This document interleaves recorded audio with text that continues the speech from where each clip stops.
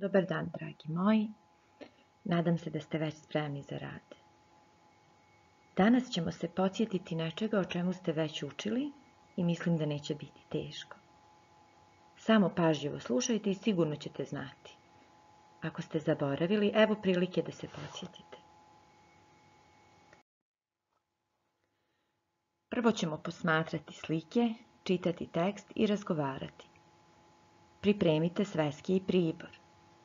Smjestite se udobno za sto, ispravite leđa, načuljite uši, naoštrite olovke i možemo početi. Veoma je važno da pažljivo slušate i uredno pišete.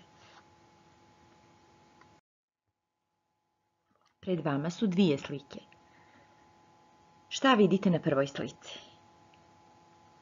Ja vidim loptu. Riječ lopta imenuje predmet, daje mu naziv. Šta vidite na drugoj slici? Na drugoj slici vidimo loptu koja je na kući, odnosno na krovu.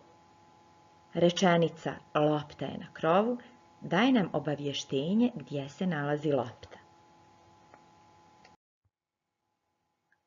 Sada ćemo se podsjetiti kako pravimo riječi, a kako rečenice. Na prvoj slici u crvenom skupu vidimo neka slova. Šta vidimo? Vidimo skup slova. To su slova. Pročitajte ih. Znači L, A, O, T i P. Hajde da pokušamo da ih poređamo i da dobijemo neku riječ. Probajte.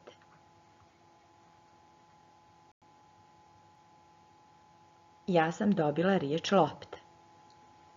Skup slova koje su pravilno poređana i nešto znače čini riječ.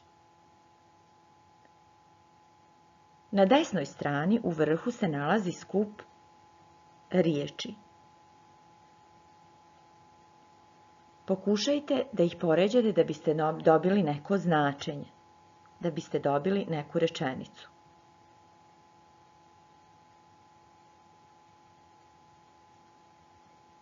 Dobili smo rečenicu lopta je na krovu.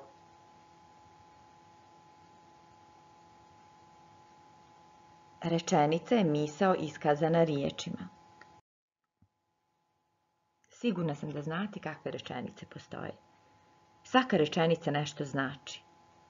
Lopta je na krovu je rečenica. Rečenicama obavještavamo o nečemu ili izjavljujemo nešto. Da li znate kako zovemo takve rečenice? Glasno recite ako mislite da znate. Ako odgovor bude tačan, nacrtajte sebi u svesti srce. To bih ja uradila da smo zajedno u učionici. To je obavještajna rečenica. Bravo! Obavještajnom rečenicom obavještavamo o nečemu ili izjavljujemo nešto. Na primjer, mama je na poslu. Alema je lijepa.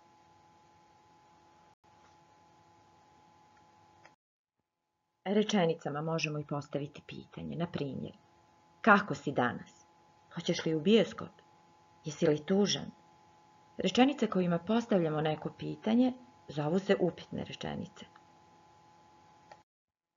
Rečenicama možemo iskazati i neko snažno osjećanje ili doživlje kao što su radost, strah, ljutnja, iznenađenje i sl. Na primjer, pazi auto, ura, pobjedili smo i ne diraj moje biciklo. Takve rečenice zovu se uzvične rečenice. A sada zapišite ono što je najvažnije. Imaćete dovoljno vremena, ne brinite.